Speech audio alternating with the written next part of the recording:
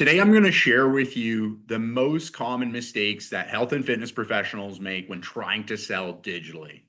So, today's topic is selling digitally. So, what do we mean when we talk about selling digitally? Definitely, we're going to talk about social media, right? So, we have our social media platforms that are part of that digital landscape, whether it's TikTok or Instagram or LinkedIn. These are our social media platforms that we can use to build our business and sell. But also, these things need to tie into our web pages that we use. That's a digital tool that we use to sell. Perhaps we have a YouTube channel and we're using that. Or maybe even we host a podcast. That is a digital format of audio or perhaps a blog.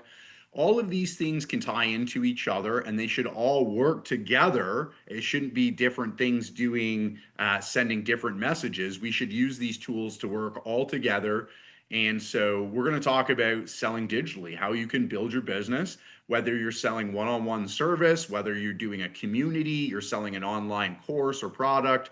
These principles are going to apply regardless of the health and fitness product that you're providing for people, but they help us digitally scale our business. Which helps because we can get one to many. When I'm in the gym and I talk to you and I say, hey, would you like to sign up or are you interested in my services? I'm talking one to one. And our digital formats allow us to talk one to many. We can get our voice out to more people in a faster way. And so that's why it's a great tool to help us build our business. So without further ado, let's dive into the most common mistakes that people make when selling digitally. So let's talk about mistake number one. I'll share a couple slides as we go through here today with some basic info. So mistake number one is no system. People are not using a system to sell digitally. They are, throwing things up on social media. They are launching a podcast or they're saying, okay, I'm going to sell this course, but they haven't developed a system to sell digitally. And that's the first mistake. You need to have a system and everything in your digital landscape needs to work together. What you're saying on your web pages needs to align with your social media, needs to align with what you're saying on your podcast. Okay. And so let's talk about a really good system that works at a high level for any of these platforms or any of these digital products. So these are the 4 steps of your system that you want to go through when selling digitally. So the first step is awareness. How do people even know you exist and who you are, right? So when we first get out there, whether it's on social media or running a podcast or a blog, you have to create awareness about what and who you are. What are your views? What are you offering people? What services are you offering? You have to create awareness so people know who you are and that you actually exist, because you're going to be introducing yourself to a cold market. So people that are scrolling on social, people that are listening to podcasts, this is a cold market and they need to know who and what you are. Okay. So that's step number one, is just creating awareness. Step number 2 is, now that you've created some sort of awareness, people know you exist. We want to engage people. Okay. So that's the next step, is we want to try and create some sort of engagement for people, and get them to make a small commitment or take a small step further on their journey. Okay. And we'll get into more about what that means and how you can do that well and the mistakes people make with engagement as we go. Then we move on to nurturing. A lot of people are trying to jump straight from engagement to selling. Trust on the digital landscape has gone down, especially in the last 4 or 5 years since COVID. Why? Because more people during COVID moved onto the digital platforms. More people got into the digital space. It might have been, 20% of people before, and now 70 to 80% of people are in this digital space somehow or some way. And what that's led to is the consumer is getting over inundated, overwhelmed. They've been let down. They've had broken promises. And so trust has gone down. And so in today's digital landscape, you need to have this step of nurturing people. You need to warm them up to who and what you are before they're prepared to buy from you. So this is a really important step, and we can't skip the nurturing step. Okay. And then the last step is, now we're going to sell them. Now that they know who we are, we've had them engage with us, we've nurtured them and shown them we have value to give. The last step is we're going to ask them for the sale. And when I say sell, it could be a variety of different things. Sell could mean joining your community. Sell could mean, booking a consult with you. Sell could mean actually buying your course or whatever. So the sell step isn't always monetary, but it's like the big thing that you want or the big action you want people to take. That's in the sell step. Okay. So if I'm running a free community, I have to understand that joining the free community is not engaging. It's step number 4. It's selling. Okay. That's really important for me to understand in my free community, that this is the big ask I want people to make. I want them to join the community. Okay. So that's the first mistake, is people don't have a system. Here's your high level overview of the system. And we can do this on all the platforms. So if I'm doing it on social media, if I'm on an Instagram, okay, then I'm going to start creating awareness on Instagram. I'm then going to ask people to engage. I'm going to nurture them, and then I'm going to ask them to sell. And we'll go through what that kind of looks like. But the same thing works for your web pages. If you're running web pages with a product, a blog on it, it works for your podcast. All these steps work for any digital format of selling that we want to use. Okay, and we'll get into that in a little bit more detail as we go. Now, one of the big things here that's really important as we go into the additional mistakes or things that people make is that we want to make sure we methodically work through the steps. And, if I'm on social media, I'm going to be doing all 4 of those steps, but in a certain sequence. And I'm going to want to walk people through the journey, right? So if Marilyn's just discovering who I am, like, it's going to take a minute for her to get to know me, right? So she's at the beginning of her journey. She's on the awareness step. But Keisha might be on the sales step. She might be on a different step. So I need to make sure that I'm walking people through the journey, and then understand that if I have 1,000 followers on Instagram, that each of those 1,000 followers may be at a different step. And so I need to cater to each of them in how I post my content and who I'm speaking to in each piece of content. Okay. So that's just important, is that, I might post 3 or 4 days a week, but my Tuesday post might be catered to someone else that's at a different point in their journey, but my Monday post might be catered to my awareness, and my Thursday post is catered to my engage step. So that I'm catering, I'm walking people through the journey. I'm catering different posts or different content for different steps in the process. So that's just important to understand as we go through. Okay. And through all of this, I'm assuming that as you're walking your person through this journey of digital selling, that you already understand who your customer is. That's really important, because, whether I'm speaking to you live, or I'm speaking to you digitally, or I'm sending you a post, I need to understand who you are, right? What is your demographic? What are your pain points? What are the desired outcomes you want? If that's something that you don't have a clear sense of, there's a video on my YouTube channel that talks about like who your ideal customer is. You can go watch that and dig into that a little bit more. Okay. But I'm making the assumption you already know who they are. Okay. So let's dive into mistake number 2. So mistake number 2 is around our awareness step. Okay. And it is awareness is about giving value. All right.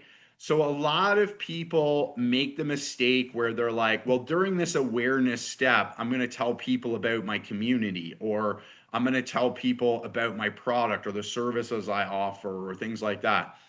It's not about them understanding what you sell. It's not about them understanding, your business. It's about giving them something. When somebody's initially engaging with you, they have no idea who you are or that you exist. You need to give high value. Okay. Because if you don't give high value, they are not coming back. There's just too many options today.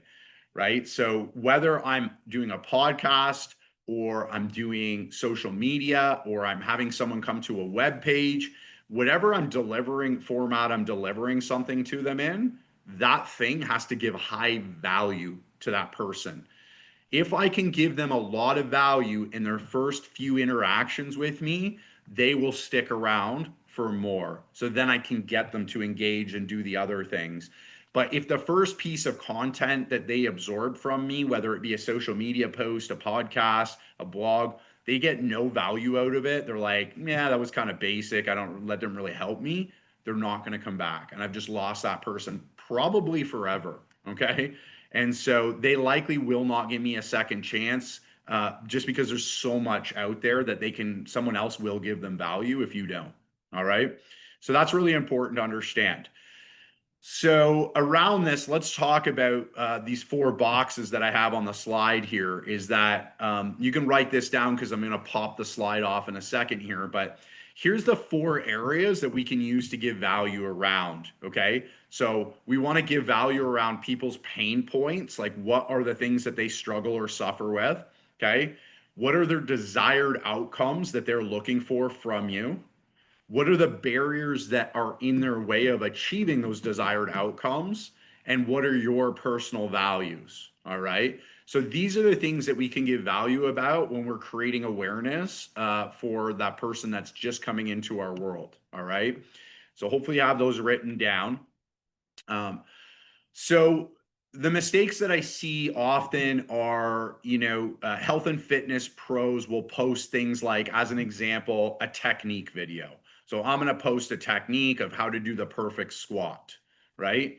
And, I get why we do it, right? Because from our standpoint, learning how to squat or lunge or deadlift or whatever is really important. So I get why we do it.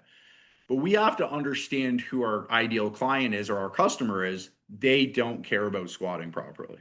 Okay. That is not one of their desired outcomes. One of their desired outcomes might be to get stronger so that they can go hiking with their spouse, right? Or one of their desired outcomes might be to lose some body fat so they feel confident in who they are.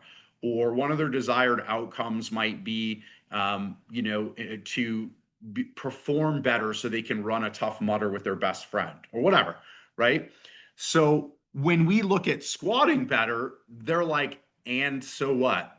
You know what I mean? So we're not hitting on the point of we're achieving their desired outcome. Squatting better is a means to an end for most of our clients, right? Us as health and fitness professionals, we like to nerd out on this stuff. Of course, it's good for us. So if I was marketing to another health and fitness pro, I would put squat technique stuff because they care about that. But if I'm marketing to the end user, to the customer, to the client, they don't care. Now, what I could do is I could post the best squat if you want to hike with your spouse. Now I'm speaking to the desired outcome. And I could say, why is this variation of the squat good for improving your hiking skills?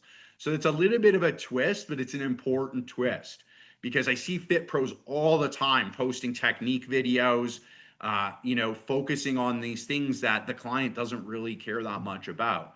So how can we hit their desired outcome? 3 exercises that will help you, get ready for your tough mutter, become a weekend warrior, whatever. I have to include a desired outcome in it or it's not going to hit home with them. So that's one thing to be aware of when we're trying to give value. Make sure it's giving value to the end user, that they actually will care about it. So that's one of the mistakes that we see when we're trying to give value. Another thing that I see is a common mistake when we're trying to give value is the challenge post, meaning this, I see a lot of fitness professionals post 6 things I would tell you if I was, if I was being honest with you, or it's time for tough love, Marilyn. It's time for tough love. This is what you need to know. um, you know, Posts like that, other variations that I've seen come out are, clients have money for Starbucks coffee, but they don't have money to spend on a trainer. Or, you know, how many people say they don't have time to work out, but they have time to watch their favorite Netflix show. I don't like these posts for this specific reason is when we're at our awareness step, are we trying to increase trust or lose trust? We're trying to increase trust. These people don't know who we are, right? And all of these things, although they may be true, will decrease trust because they are blaming the client, right? They're blaming the client. If I'm reading this and Marwa says, what I would, people don't have time to work out, but they have time to Netflix. And I just met her last week in terms of her social engagement. This is the second post I'm seeing from her. It's going to turn me off because I'm like, she's already blaming me. I already feel blamed and judged in general in society. And now here I have this fit pro blaming me because I like to watch this show. Like, I don't need this, right?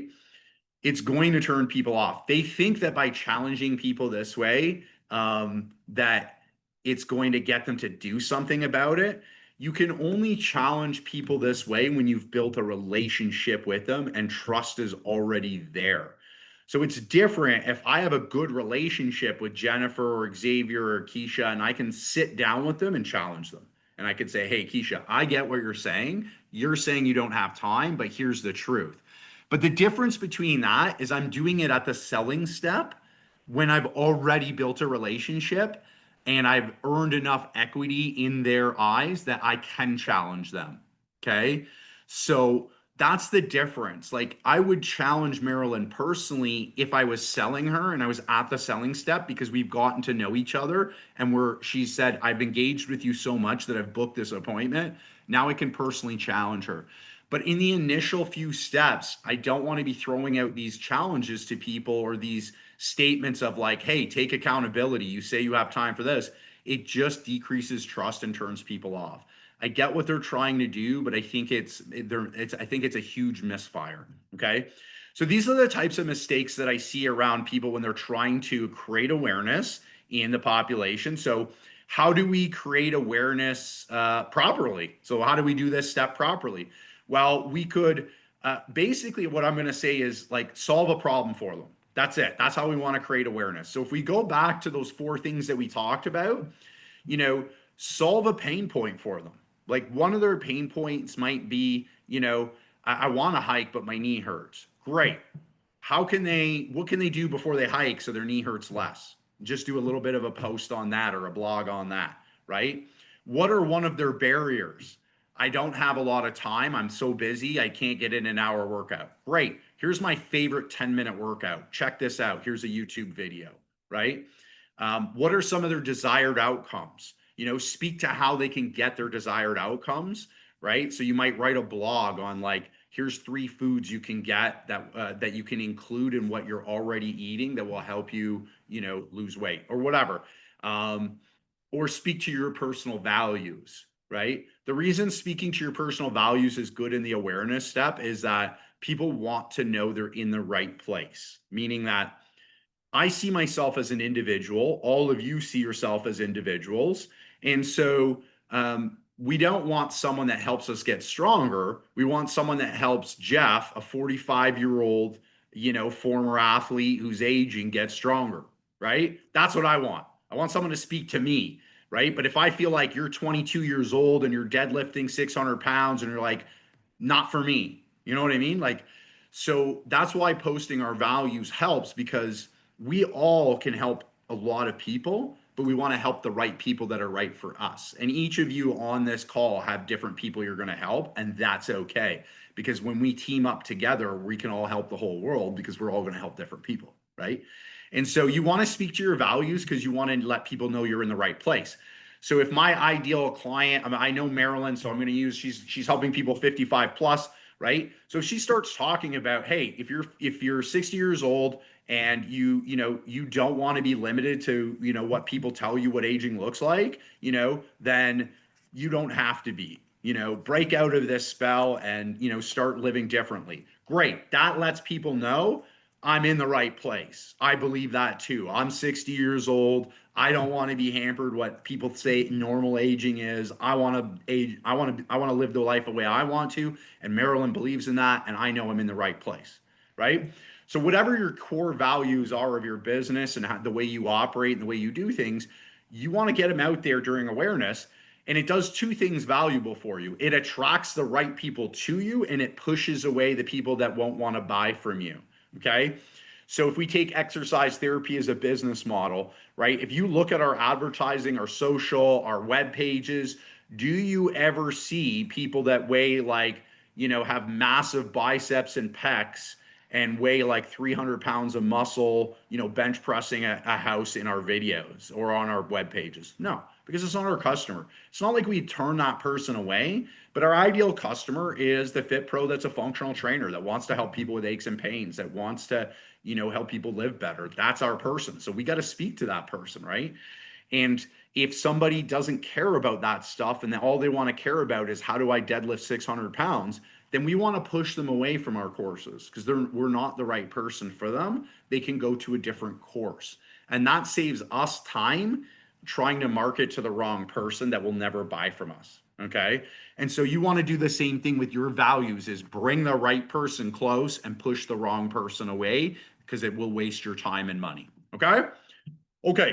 So that is our awareness step. So we want to give value in one of those 4 areas, and we want to solve a problem for people and avoid the mistakes that we make. Okay. And again, there's a lot of ways to do these things. Like as I said, I can show a squat, but as it relates to, my person's desired outcome, or I can show a mini workout, but as it relates to a barrier that I'm trying to help my person overcome. I'm always solving a problem for them.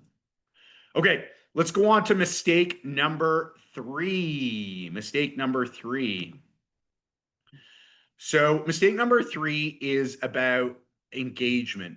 Engagement is not asking for a big ask. It's about asking someone to take a small action. Okay.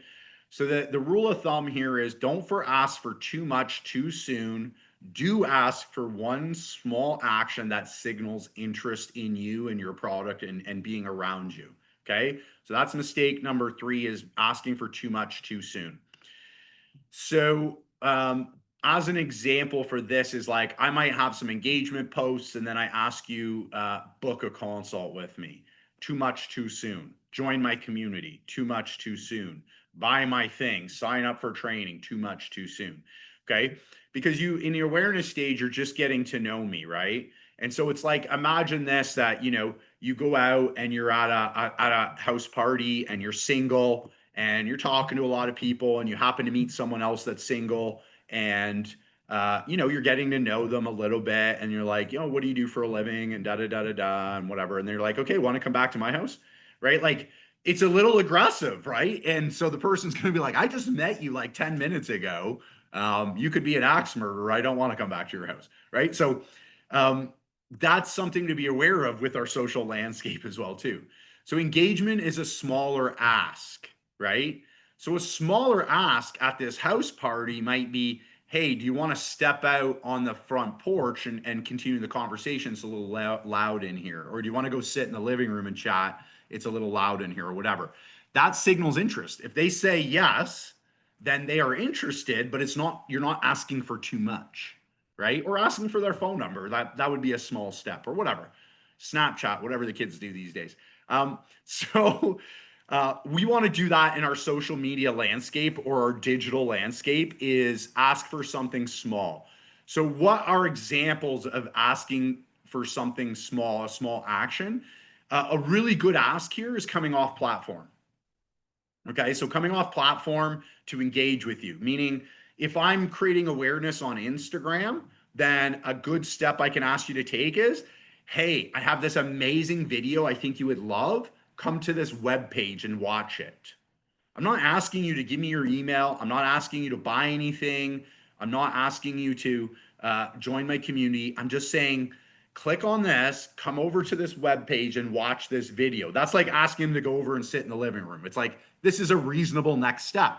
Why is this a good step? Is because if somebody is scrolling on Instagram or Facebook and they're willing to come off platform to consume more of your information, it is an interest signal. It says, I believe by going to your webpage, I will gain value from you. Okay. And it signals interest to them. So it doesn't have to be a web page. It could be, come check out my blog, or it could be, come watch this YouTube video and I think you'll really love it. Or it could be, download my thing. Here's a free thing, like a checklist, download a video, an access, whatever, right? So we're just basically saying, as a small step of engagement, take an action that requires a little bit of effort for you to consume more and get to know me more. That's basically what we're asking for in this engagement step. Okay. Some other examples of engagement would be share this with somebody. So if I have a podcast, I might say, if you've loved what you heard on this podcast, please share it with one friend that you think might be interested. That's engagement. They're saying, hey, I like this so much. I'm going to give this to Keisha. She should hear it too. It signals interest. If I share it with Keisha, it means I am interested in you. You are giving me value, right? Or it could be comment a heart if this resonates with you, right? So I do a post about not having enough time, and I get it. Here's something simple you could do, and if you found this helpful, just drop a heart in the comments or whatever. That signals interest. I didn't just consume it, but I consumed it and took an action. Okay. So there's a million things you could do to ask for little actions, and I suggest you use a lot of different ones. Don't always use the same one. Mix it up. Come to this blog, go to this, watch this video, download this thing, drop a heart in, share it with a friend. Because on different interactions, if you're asking for all these different things, some people are just not willing to download a thing. So great, they didn't download a thing, but they dropped the heart. You still got them to engage by, suiting different personal preferences. And they might engage with you more than once, which signals multiple interests. So it might be, hey, come to this web page and watch this thing or read this thing. And then on a different post, it's like drop a heart. They do that too. And on a different post, they're like download this thing. So they've taken 3 action signals from you, right? They've come off platform and digested something. They've dropped a heart and they've downloaded a thing. They've taken 3 steps that shows I'm interested in what you have to offer. Okay. So that is our engagement step. And that's how we do it well. We ask for something reasonable, a small step. Okay. I even use this with live business building. So if you're in a gym, right? Like it looks like Marwa's in a Movati gym there. Okay. And so if she's out on the floor prospecting, talking to members, right? These days, it might be a big ask for them to book a consult with someone. Some people will, but some people won't want to. So instead, what I encourage people to do is say, if I'm talking to someone on the gym floor and I find out their goal is to get stronger, say, oh, I have this great article on building strength in your 40s. Can I send it to you? And just ask for their email and send it to them. Because maybe they'll book a consult later, but they've taken a small interest in, hearing from me and then I build an email list that way. Like if I do 10 of those asks, I'll probably get 10 emails. If I do 10 asks on a consult, I might only get 1 or 2 consults. So, it's a strategy you can use live too. But anyways, that's our engagement step. So that's the mistake is people are asking too much at this step. Let's ask for a small ask and get them to continue on their journey. Okay. All right. Let's go into our next mistake. So we're on to mistake number 4 already. And then I'm going to give time for Q&A at the end after I go through all these mistakes with you. So mistake number 4, here we've got it, is skipping nurturing step. Okay. So I'm real excited. I want to build my business. And so often people are jumping straight from trying to engage people to buy my thing. Okay. And so they're like, okay, you engaged, now buy my thing. And so again, in today's day and age, this step is really important because digital trust is down, right? So digital trust is way down. You have to work a little bit harder to get people to buy your thing, join your community, take the action that you want them to take.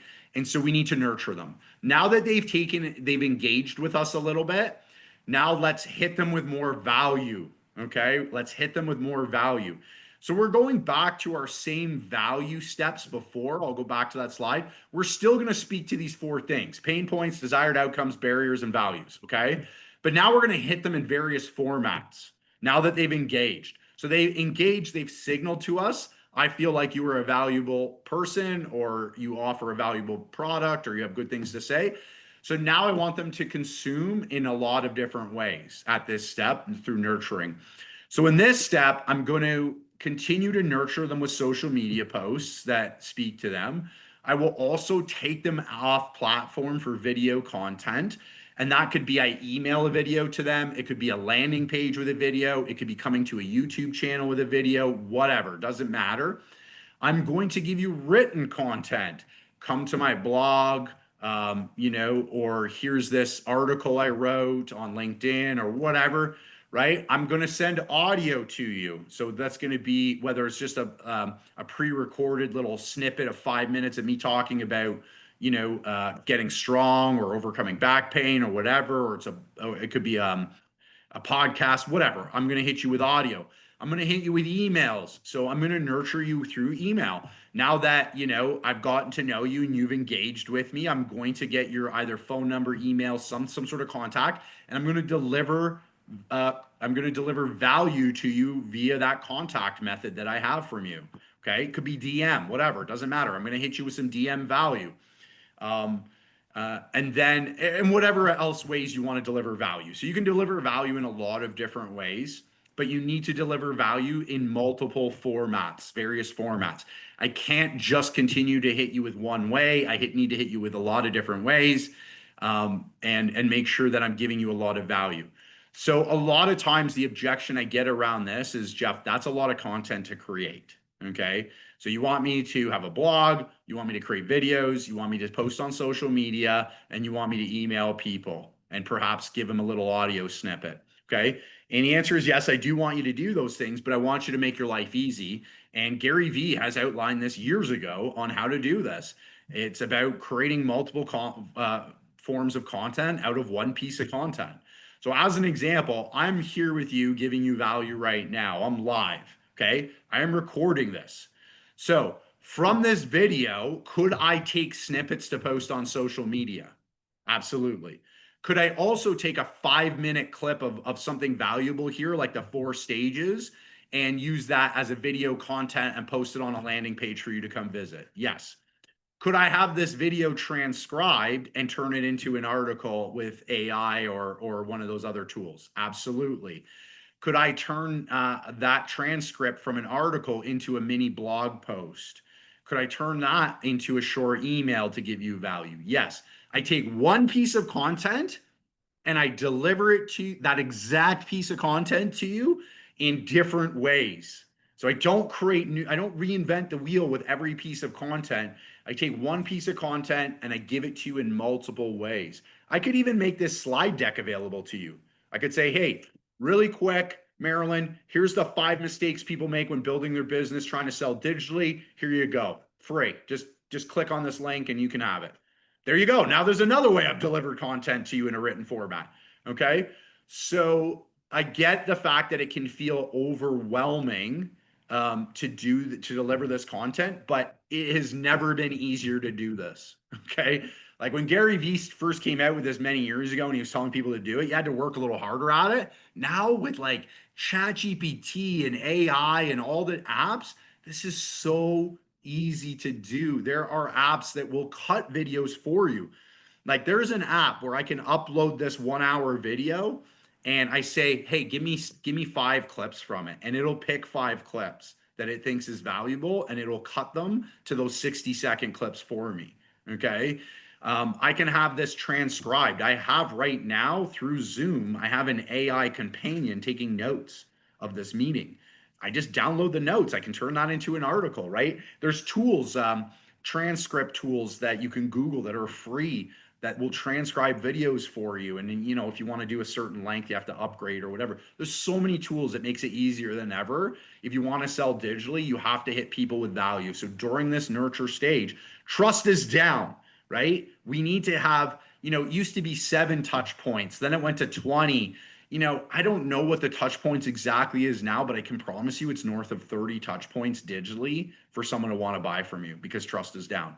So every time I hit you with the slides from this video, a small excerpt, a transcribed blog, that's 1 touch point with you. So in this video, in this one video piece of content, I want to create 7 touch points. Then I have one more piece of content, another 7 touch points. Okay. And so that's what you're going to do. You just create a system for creating this nurture, but you do need to hit people with a lot of touch points in order for them to trust and buy with you. And I was helping a client the other day. They were focused on their social media ads. They're selling a thing. They have this thing that they're selling for health and fitness professionals. And the problem is they were going like, okay, here's who we are. Now buy from us. And I was like, of course they're not buying. They don't know who you are. They don't trust you. You haven't given them enough reason to. They're trying to skip the nurture step. right? And it's like, you've got to nurture them. You have to warm them up. They've been burned. They've paid 28 bucks and got, for that thing that was super valuable and it wasn't. They've paid $500 for that course that wasn't valuable. People have all done these things before. You on this call, I guarantee you've done one of those things. You've downloaded a thing, and you're like, this is useless. Or you've bought a thing, and you're like, this is useless. You've done it. I've done it. We've all done it. And so trust is down. So that's why we have to make sure that, we're hitting people with a lot of different value pieces before we're able to get them to buy from us. So that's this step. The mistake here is don't skip nurturing, hit them in various forms. And how do we do that simply? We use that Gary Vee method of turning one piece of content into 7 or 8 or 9 or 10 pieces of content to make it easier for yourself. And can you use that same content with the next person? Yep. Can you use it next year? Yep. Right. So when you create this stuff, you want to keep it and you can use it in the future over and over and over again. Okay. So that's just around our nurture step. Okay. So we've tackled our nurture step. We're going to move on to mistake number 5. Okay. So mistake number 5 has to do with our selling step. So let's come back to our slides. And mistake number 5 basically is this. Oh, I went too far. Mistake number 5 is sell privately. Connect with people privately to ask them for the bigger commitment. Okay. So the biggest mistake here is people will post right on social media, buy my thing. Okay. Or sign up for my thing. Right. Or book a consult here. So that takes a lot of brand equity to get to that point. Okay. Meaning that, like, with exercise therapy, here's an example. I go against this rule of exercise therapy. We run sales ads, right? So right out in public, we run an ad. Hey, we're coming to Edmonton, buy our thing. Okay. But it took us 9 years of building the brand to be able to do that, because now people in Edmonton know who we are and they will recognize the brand when they see it. So when you're a solopreneur and you're building a solo business, can you get there 100%? But it does take a long time. So in the beginning, if you're just getting started in your first couple years of selling digitally, before you have that sort of brand recognition, sell privately, because that's what we did at the beginning too. What does sell privately mean? It means, DM somebody and say, hey, Marwa, I think you would really like this thing. I would love to have a conversation with you about it. If you're interested, click on this link, book yourself into my calendar. So I'm not posting on social media asking for a big action. I'm DMing Marwa and saying, based on you have followed me for a while, you've maybe engaged with me a little bit, you've opened a few of my emails. Here, I think you'd be interested in this, right? I'm speaking to her personally, right? I can even look at like the emails, depending on your back end. I can look at the emails she's open and I can say, hey, Marwa, I saw that you opened that email on back pain. I hope you really liked it. Based on that, I think you would really like this thing. Let's talk about it. And here's my calendar, right? So I'm connecting with her personally to try and initiate that selling conversation instead of just posting on social media, book with me. Okay. How else could I do it? It could be an email, right? It could be an email that I send you. Hey, Marilyn, I hope you're doing amazing. You've been looking at our content for the last little while and you've noticed we've posted a lot about fit over 55. And so, I think you'd be really interested in joining our community.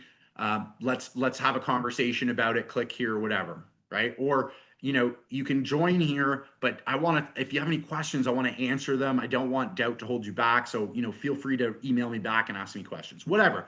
I'm speaking to her personally through email. So that's another way that we can connect with someone.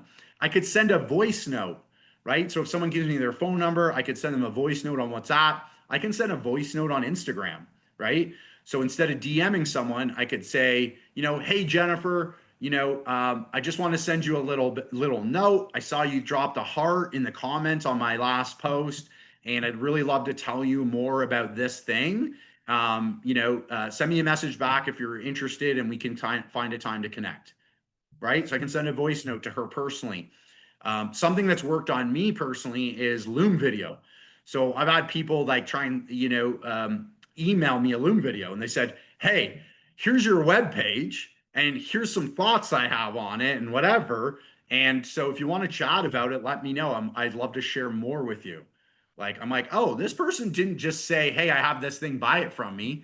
They said, they sent me a Loom video of my content and spoke to it personally, gave me value, and then said, if you want to chat about it, and then asked it for me. So this is what sell privately means. Okay. So we're going to sell privately. We're not going to just have a landing page. It's like, of course, we're going to have a landing page that says buy here, but we're not just going to send people to a landing page that says buy here.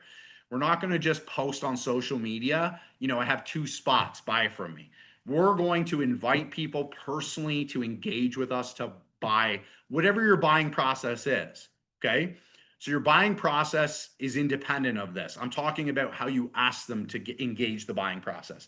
So your buying process could be a consult on person. It could be a Zoom consult. It could be a call. It could be a webinar. It could be, go to this, watch this video, and then buy the thing at like a video sales page, whatever. It doesn't matter.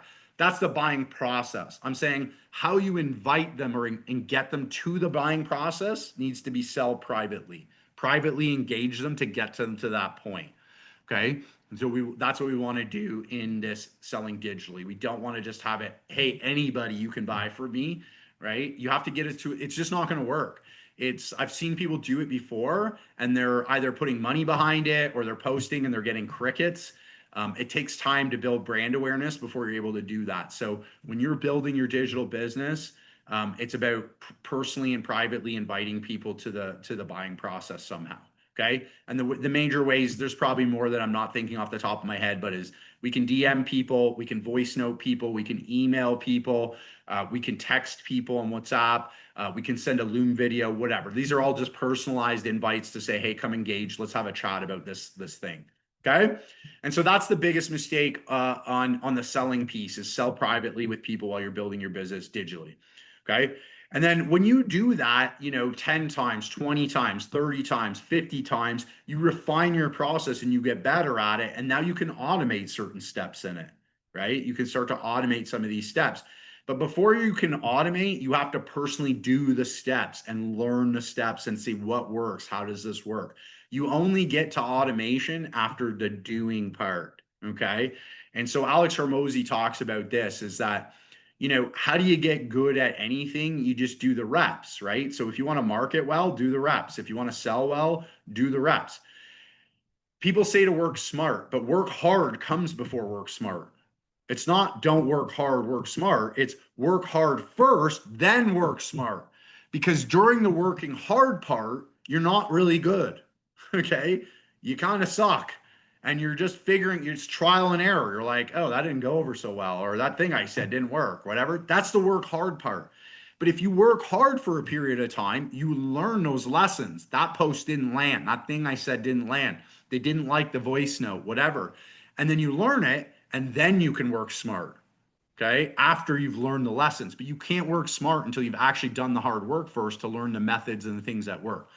So when you're selling privately, you do the work hard and then you can refine it and you can work smart later. Okay. So those are our big mistakes when it comes to building your business digitally. I'll recap them here and then I'll leave it open for all of you to ask any questions that you want on this or anything else about building your business. Okay. So today we were talking about how do I digitally sell my health and fitness business? And we avoid the biggest mistakes in doing that. So mistake number 1 was not having a process or a system for doing that. We want to have a process, and the high level process that works for most digital businesses is 1, create awareness, right? 2, get engagement. 3, nurture people, build trust, and 4, sell. Okay, so that was the first thing we focused on. Mistake number 2 was around awareness. Awareness is about giving value, not talking about yourself, not talking about your business. It's about giving value to the people. So solving their pain points, solving their barriers, helping them get their desired outcomes, helping them understand that I value the same things as you value. You're in the right place. Okay, so that's how we want to give value to people to create awareness. Right? The next mistake was around engagement. We're asking for too much too soon on engagement, like buy my thing or join my community. we need a smaller ask. Come off platform and watch this video. Hey, check out this blog I think you might be interested in. Drop a heart in the comments. Share this with someone. Small things that say, hey, I like this, and I'm willing to do this little thing for you. Okay. Then we moved on to mistake number 4, which is skipping nurturing. We try and move right to selling because we want to make the sale, but we need to nurture, especially digitally. Okay. And so that's creating more value around those same 4 things that we did in awareness, but delivering it in different formats: written, audio, email, video, all these different ways to deliver value to people, because we want to create a lot of touch points before we ask for anything. And then mistake number 5 was around selling publicly. We need to sell privately. Make a personal invite for them to enter your sales process. Okay. So those are the things that we need to apply. There's a lot of like nuts and bolts of like, how do we do each step? What do I talk about? Right. And all those things. But that's, understanding your individual client, who you're speaking to. It's understanding the platforms or tools you have available to you. And then just being creative about what's the best way to marry those things together. Okay. So that is how to sell digitally and avoid the top mistakes health and fitness professionals make. Now I'm going to open it up for any questions all of you have around helping you grow your business, maybe using social media, using digital platforms. Anybody have any questions for me? You can throw in the chat. You can come off mute and ask me. Good to see you, Ray. I appreciate you jumping in for a couple of minutes. I'm going to put it on my YouTube channel tomorrow so you can watch the full thing and get all the value there, because I know you're trying to build your gym over there. Hey, just a comment. I think it's great. Like one of the common element that I hear around each one of these mistakes is deliver value, right?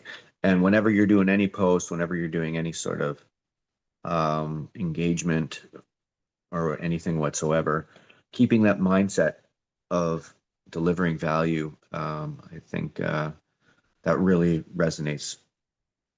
Amazing. Well, thank you for That's that. it. Yeah, Yeah. that's And we phenomenal. want to And be I see that with everything you guys have done. I've known you guys now for 8 years, 7, 8 years, and yeah, that's what I've seen. Absolutely. I appreciate that. And one of the things to build on what you were just saying, Xavier, is have a customer mindset first. It's not about me. The business isn't about me or my product. It's about you. How do I help you on your journey? How do I get you where you're going to go? And I think that's a mistake that a lot of people make in their businesses. They make it about, well, I want to make money and here's how much I want to make per hour or per week, per month. And, you know, I want to build this empire of being famous and lots of people following me and whatever, and they make it about themselves.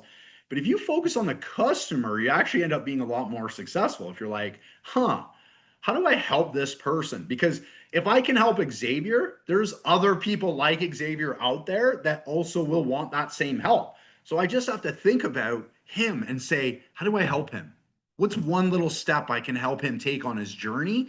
And if I do that, that will also resonate with 10 other people I don't even know, right? But just because I had a customer mindset first, I didn't think about me, my product, my sales goal. I thought about where's Xavier at and what does he need to hear from me to take a step forward, right? So it's about having the mindset of customer first. That's the value piece. I heard that as well when you were saying about putting up the like a video, right? Like a video, like an exercise demonstration video, right? Even though that's not necessarily me trying to the person trying to sell, but that's like you said, other trainers geeking out. We like to geek out about that stuff, but it's not thinking about what the customer would value either, right? So it's sort of like another way, like exactly what you're saying in terms of thinking about how can I help that person, right? Well, even though I might be thinking that I'm delivering value by showing this great exercise video or whatever it is, because that's the way that I geek out and that's the way that I want to show value, it's not necessarily what they want. So I'm not really thinking about what it is that I can do to help them. Yeah, absolutely. And that takes some time, and it's an evolution and it's a process. So don't be hard on yourself, but just be open to adapt. You know, I'm not it, saying I'm doing that. I'm just saying I heard that when you were talking about yeah, that. yeah. right? Like I could Yeah, hear but that, but I we've made couldn't hear the mistakes back of my too. voice saying something, right? Yeah. Yeah. We've made mistakes at exercise therapy where we've been like, oh, you know what? We should have probably done this different. Or, I have regularly have conversations with our head coach, Brendan, about like, yeah, people aren't getting it. Like we're trying to explain it, but we're obviously not explaining it in a way that they're getting what we're trying to say. So we need to change. It's not on them to understand. It's on us to adapt the way that we deliver the message so that they can understand better. Right. And so we're still doing that to this day, having those types of conversations, right? So Jen put into the comments here, do you know what's needed for great posts online for the media aspects, real stories every day, keep it under 20, 30 seconds, or just experiments and see what's true for you? I love that last statement. Um, so here's the thing. I could tell you, hey, like this is what you should do. And are there some rules of thumb? Yes, there are some rules of thumb, but ultimately it's about your customer, right? What do they want from you and how do they consume information? So that's about understanding your customer and who you're trying to reach. So, if my customer skews a little bit older, I might use Facebook instead of TikTok, right? If my customer skews a little bit younger, I'm focusing on Instagram Reels and TikTok and those platforms. If I have a business customer, maybe I'm going towards LinkedIn or things like that. So I got to take that into consideration. Who am I trying to get a hold of, and what platforms or digital platforms are they on? Where can I find them? How do they like to consume information? Right. So my consumer might be a reader, and so I need to go towards the blog more so than I do need towards the video.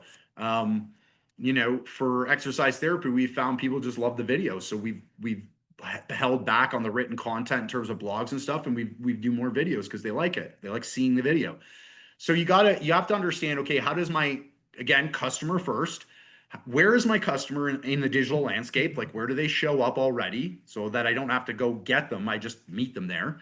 And number two is how do they like to consume information and what's going to resonate with them, right? Like what type of videos? Like, if I'm trying to attract a 18-year-old or 15-year-old or 20-year-old, I might do a dancing video, right? But if I'm speaking to someone that's 35 plus, I'm probably not going to do that, right? Like it's just not what they're into. So that's a part of it, is understanding who your customer is, where they are, and what do they want to get from you, and what do they want to digest. Um, and then, I am of the personal belief of not trying to trick the algorithm with trends. Okay. And I've always thought that way, but I've recently got backed up hardcore by everything Alex Hermosi is saying. And he's like a business guru that grew from nothing to like, he's 100 millionaire or whatever. And he talks about this too, like just be consistent. Don't try and trick the algorithm into more views and trends and stuff like that, because the trend will change and then you have to change what you're doing, right? Every 3 months, every 6 weeks, whatever. And those people, if they're following you because of the trend, that's the wrong reason. I would rather you have 1,000 followers where a lot of people are buying from you, by Keisha, than have 10,000 followers and nobody's buying, right? So if they're following you because of the trend, because you delivered it in a trendy way or you're on theme with what's trendy, they may not buy from you. So I'd rather just be me and deliver the content in a way that makes sense to you, so that if you like it, you stick around and buy. I want buyers in my digital space. I don't want people um, that are just looky loos, right? So I would say just, forget about the trends, forget about, tricking the algorithm, use good sense with social media, which is short attention span. So, does it have to be 30 seconds? No, but I probably wouldn't go over 90, because it's just like people aren't going to watch the full thing. Think about how long you watch an Instagram reel, right? And so if I'm Jen and I'm, 38 or whatever, um, you know, uh, well, you look very young, Jen, so I I just gave know. you the I get benefit that of all the the doubt. time. It's going to So be if I'm 40 Jen and I'm soon. 38, how long do I watch a video? And is my customer going to watch a video maybe the same amount of time? Probably, right? So if I can't do more than 45 seconds, then neither is my customer, right? So think about that. Like, how long should it be? Well, just use common sense. And we want to get people's attention. So they're scrolling. We do have to stop the scroll and get them to pay attention to us. And that's just using, good video editing or good hooks on your content. We And have to get their dancing. attention. But that's really, it's not about the content itself. It's really about what do I do in the first 3 seconds, right? What's my first line? What do I do in the first 3 seconds? What's the title of the blog post? The rest can be me. The rest can be just me authentically delivering you value, but I do have to get you in the first 3 seconds to actually do more, right? And so that those are some common sense things that I would use digitally is just, you know, get their attention in the first 3 seconds, think about attention span, um, think about how they want to consume the information and, you know, edutain them, which means like, you want to give value, but you don't want to be super boring either. So you got to give some entertainment value while you educate them. And those are some good principles. And if you just do that, but deliver value for people and actually solve their problems, they'll stick around, right? And those are the people we want in our following. We don't want the looky loos anyway, the trenders, because they're going to move on to the next trend, the next ice bath, the next, whatever the next trend is. And so we don't want them around anyway. But it's a great question. So thank you for asking it. No problem. Any other questions on this particular topic?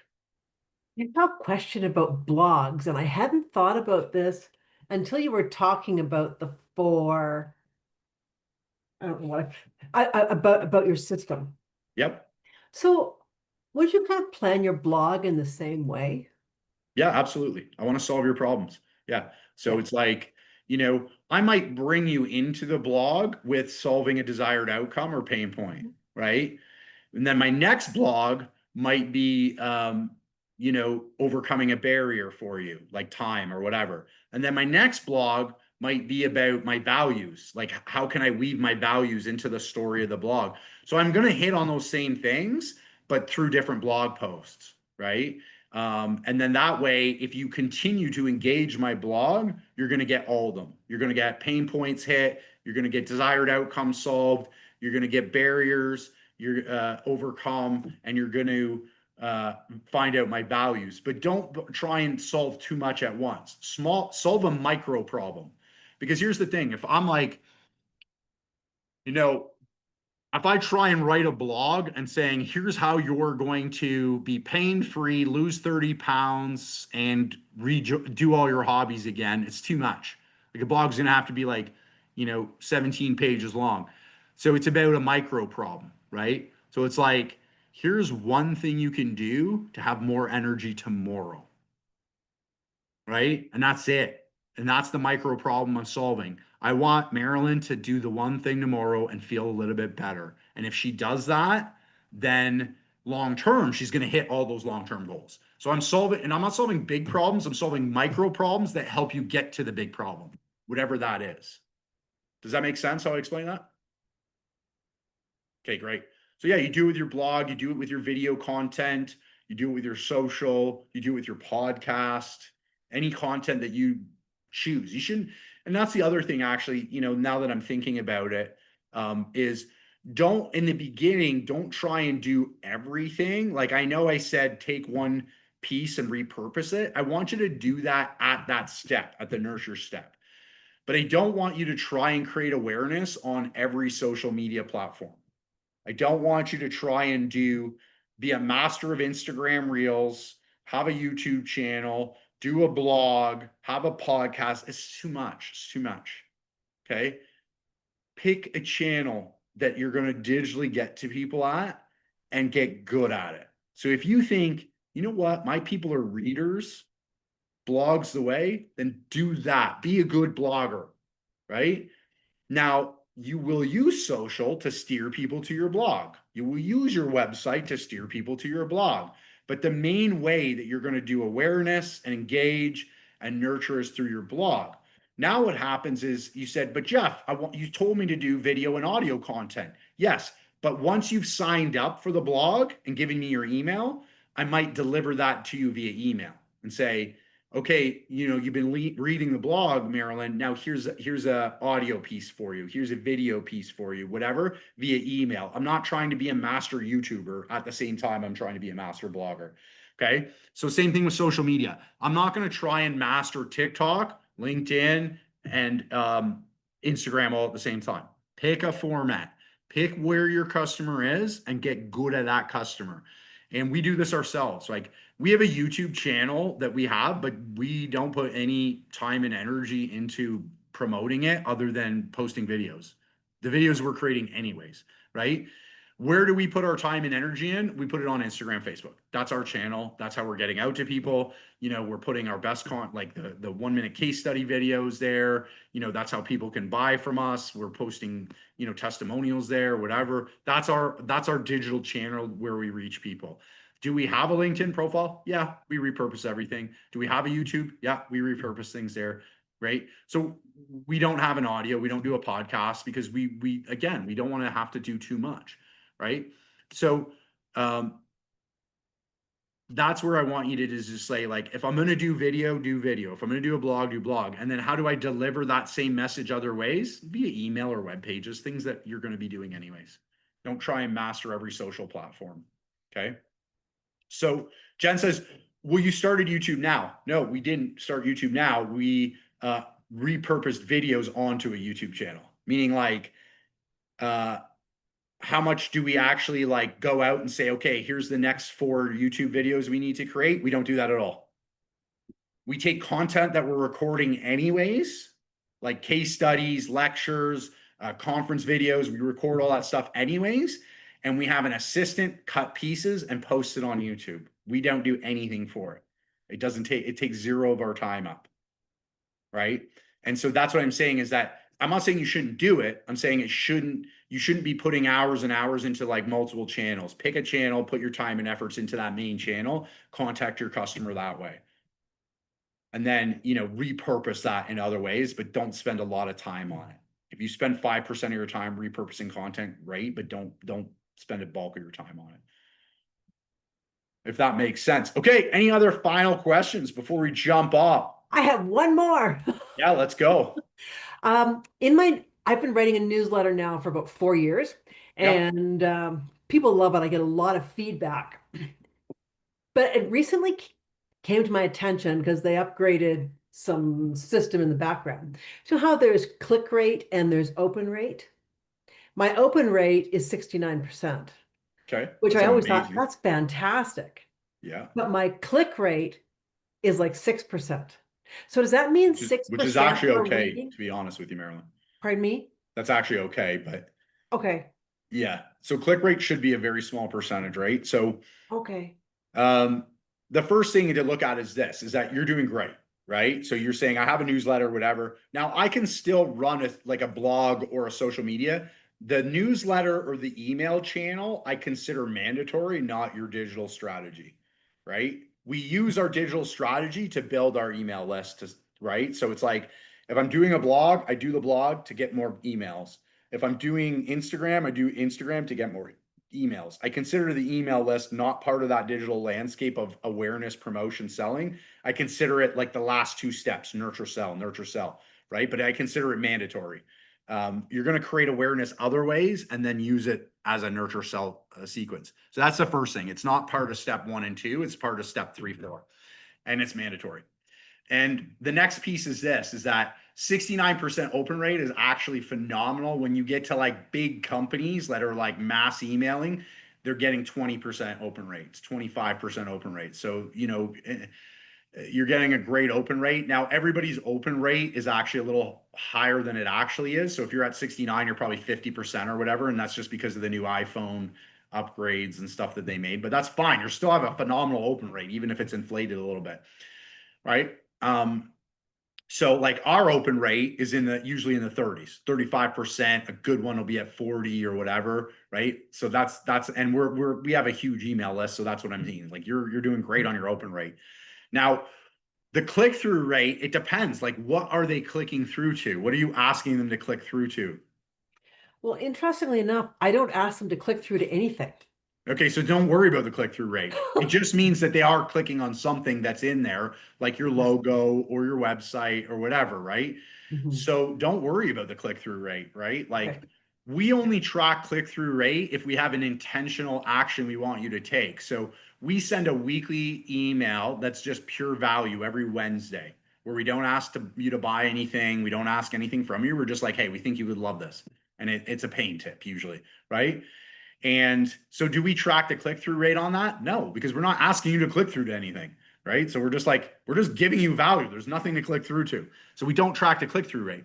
But if we say, hey, we're coming to Edmonton, buy this thing, then yes, we do track the click-through rate on that because we want to know how many people that got that actually click through to the landing page to buy the thing. So, for what if you're not asking them to do anything, don't worry about the click-through rate.